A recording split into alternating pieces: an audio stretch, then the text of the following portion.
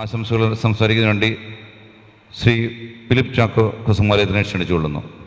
KSSന്റെ ആദരണീയരായ നേതാക്കന്മാരെ, ജ്ഞാനായ രക്തം ശിരകളിൽ പേറി ഇവിടെ സന്നിഹിതരായിരിക്കുന്ന പ്രിയ സഹോദരി സഹോദരന്മാരെ, വളരെ ചുരുങ്ങിയ സമയം കൊണ്ട് ഒരു ആശംസാ പ്രസംഗം നടത്തുവാൻ ആവശ്യപ്പെട്ടിരുന്നതനുസരിച്ച് ഈ അവസരം നൽകിയ ഭാരവാഹികളെ എൻ്റെ നന്ദി പ്രത്യേകമായി അറിയിക്കുകയാണ്.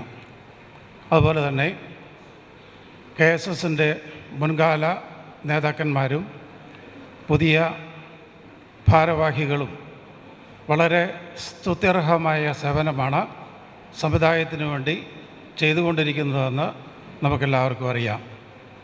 പ്രത്യേകിച്ച് ഈ നീണ്ടൂരിലെ നേതാക്കന്മാർ അവർ കാണിച്ച ഈ ധൈര്യം, അവർ ഇന്നിവിടെ ഇതുപോലൊരു കൺവെൻഷൻ സംഘടിപ്പിച്ചത് വളരെ അഭിനന്ദനാർഹമായ ഒരു കാര്യമാണ്.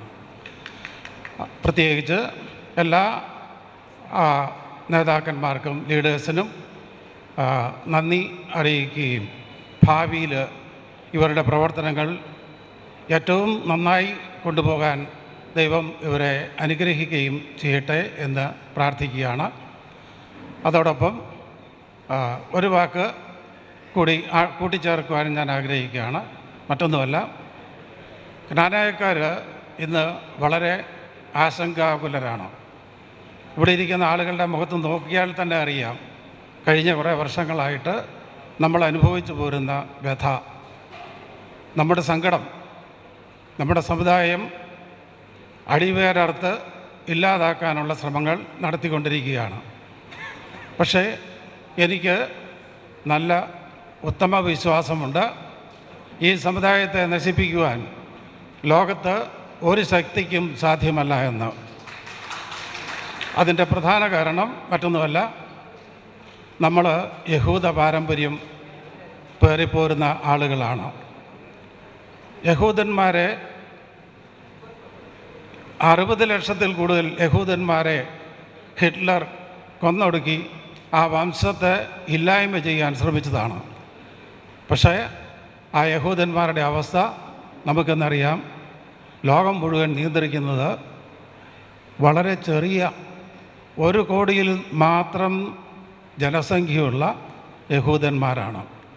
അവരുടെ ശക്തി ലോകമെന്ന് തിരിച്ചറിയുന്നുണ്ട്. ലോകത്തിൽ നോബൽ സമ്മാനം കൊടുത്തിട്ട് വർഷങ്ങളായി നടക്കുന്ന ആ സമ്പ്രദായത്തിൽ 20% യഹൂദന്മാരാണ് നോബൽ സമ്മാനം സ്വീകരിച്ചിരിക്കുന്നത്. 1 കോടിയിൽ താഴെ മാത്രം ജനസംഖ്യയുള്ള യഹൂദർ ഇത്രയും സ്ഥാനമാനങ്ങൾ നേടി.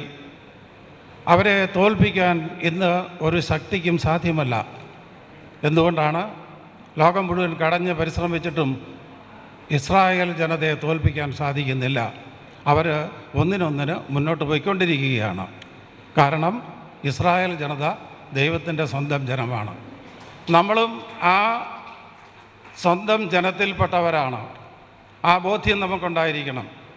നമ്മൾ 2000 വർഷത്തോളം ഇവിടെ വന്നിട്ട് 1700 വർഷമായുള്ളെങ്കിലും നമ്മളതിനു മുമ്പും ഇതേ പാരമ്പര്യം നമ്മൾ പോകുന്ന മണ്ണിൽ നിന്നും അത് പരിപാലിച്ചു പോരുകയും അതേപോലെ തന്നെ ജീവിക്കുകയും ചെയ്തിട്ടുള്ളവരാണ്.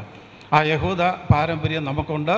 അതുകൊണ്ട് നമ്മളെ നശിപ്പിക്കാൻ ഒരു പിതാവിനും ഒരു പുത്രനും അല്ലെങ്കിൽ ആർക്കും സാധിക്കുകയില്ല എന്ന് മാത്രം പറയുകയാണ്. ഈ വൈകിവേളയിൽ പല കാര്യങ്ങൾ പറയാനുണ്ട്, പക്ഷേ സമയക്കുറവുണ്ട്, അതിലേക്കൊന്നും കിടക്കുന്നില്ല.